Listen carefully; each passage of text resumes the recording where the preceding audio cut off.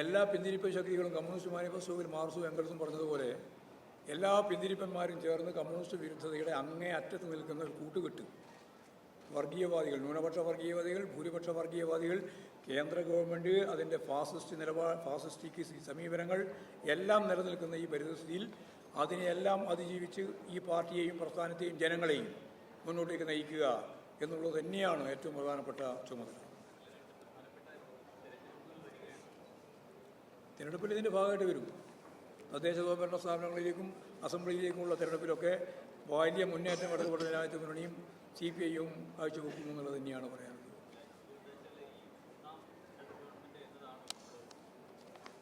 അല്ല, മൂന്നാം term government അധികാരത്തിൽ വരിക എന്നുള്ളത് വളരെ പ്രധാനമാണ്.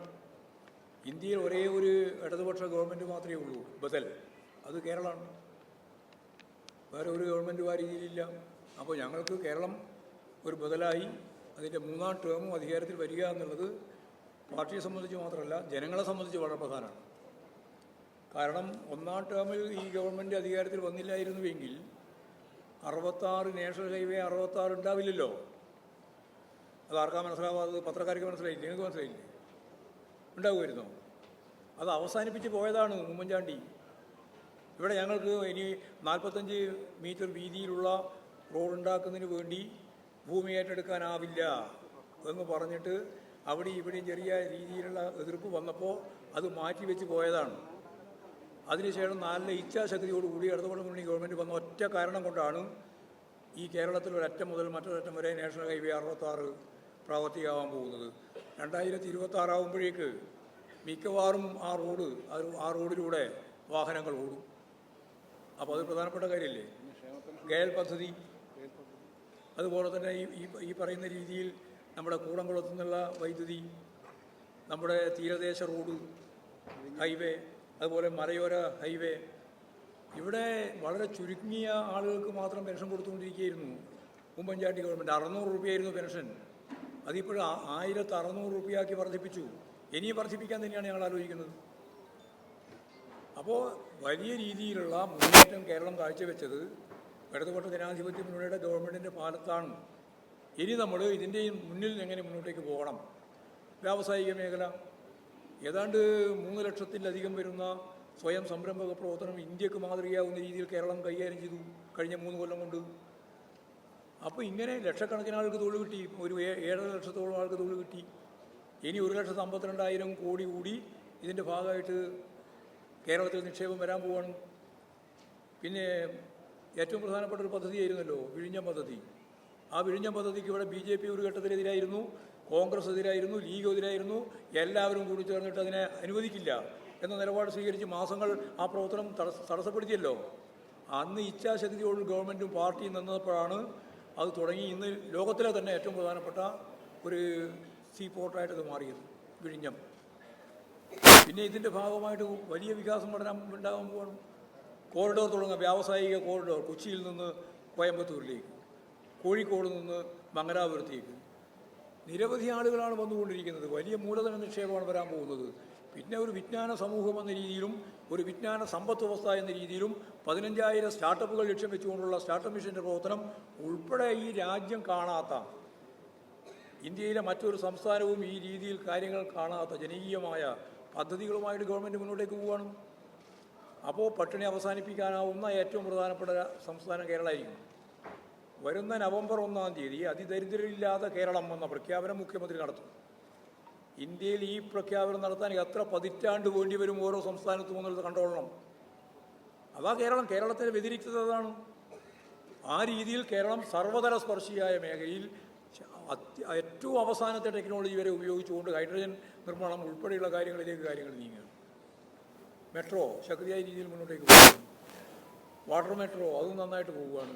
വിവിധ ഇപ്പോൾ വൈറസിൻ്റെ ഏറ്റവും വലിയ പ്രശ്നങ്ങളുള്ള ഒരു നാടാണല്ലോ ലോകം മുഴുവൻ. അപ്പോൾ അതിൻ്റെ ഏറ്റവും പ്രധാനപ്പെട്ട ലബോറട്ടറികൾ അതൊക്കെ കേരളത്തിൽ സജ്ജീകരിച്ച് കഴിഞ്ഞിരിക്കുകയാണ്.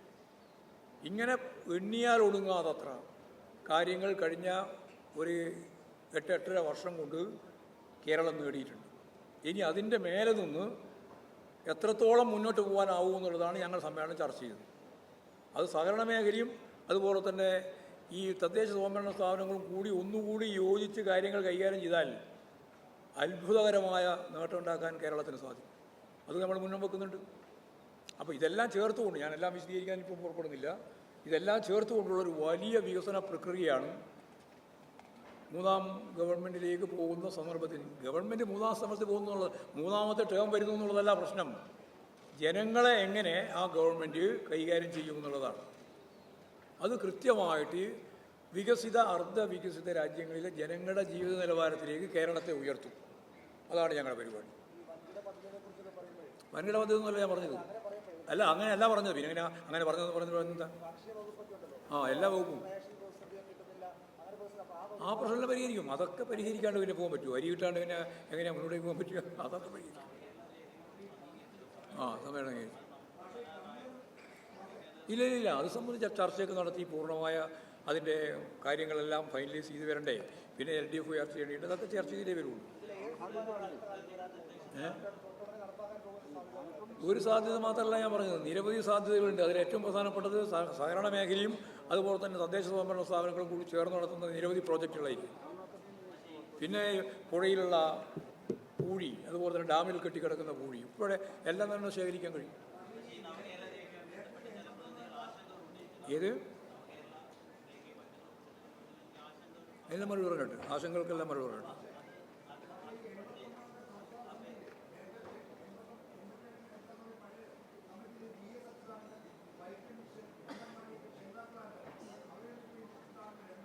അല്ല, ക്ഷണിതാക്കളുടെ ലിസ്റ്റ് ഞങ്ങൾ തീരുമാനിക്കുകയുള്ളൂ. ക്ഷണിതാക്കളെ ഇപ്പം തീരുമാനിച്ചു കഴിഞ്ഞിട്ടില്ല. ഇപ്പോൾ സ്ഥിരം ക്ഷണിതാവായി വീണ ജോർജിനെ തീരുമാനിച്ചിട്ടുണ്ട്. ഒരാളെ മാത്രമേ തീരുമാനിച്ചിട്ടുള്ളൂ. ബാക്കിയുള്ള പഴയകാല നേതാക്കന്മാരെയൊക്കെ നമ്മൾ പാർട്ടി കോൺഗ്രസിന് ശേഷമാണ് തീരുമാനിക്കുക. എത്രത്തോളം ആളുകളെയാണ് എടുക്കാൻ കഴിയുക എന്ന അഖിലേന്ത്യാ നേതൃത്വത്തിൻ്റെ കൂടി സഹായത്തോടു കൂടി ഞങ്ങൾ, കാരണം കഴിഞ്ഞ പ്രാവശ്യം എടുത്തവരുണ്ട്, ഇപ്രാവശ്യവും ഒഴിഞ്ഞു പോകുന്നവരുണ്ട്. ഇവരെല്ലാം പരിഗണിക്കേണ്ടതുണ്ട്. എത്രത്തോളം എന്നുള്ളത് പാർട്ടി സെൻട്രൽ കമ്മിറ്റിയുടെ തീരുമാനത്തിനനുസരിച്ച് പരിഗണിക്കും. VS അല്ല എല്ലാ കാലം പാർട്ടിയുടെ സ്വത്തല്ലേ VS ന് ആരോഗ്യകരമായ പ്രശ്നം കൊണ്ട് മാത്രമല്ലേ സാധിക്കാത്തത്. ഞങ്ങളാ പട്ടിക തയ്യാറാക്കിയില്ല പറഞ്ഞില്ലേ? ബാബുജനാണ് ചെയർമാൻ. ആണ് സംസ്ഥാന കമ്മിറ്റിയുടെ ഭാഗമായിരിക്കും. ബാബുജനാണ് ചെയർമാനായി തീരുമാനിച്ചിട്ടുണ്ട്.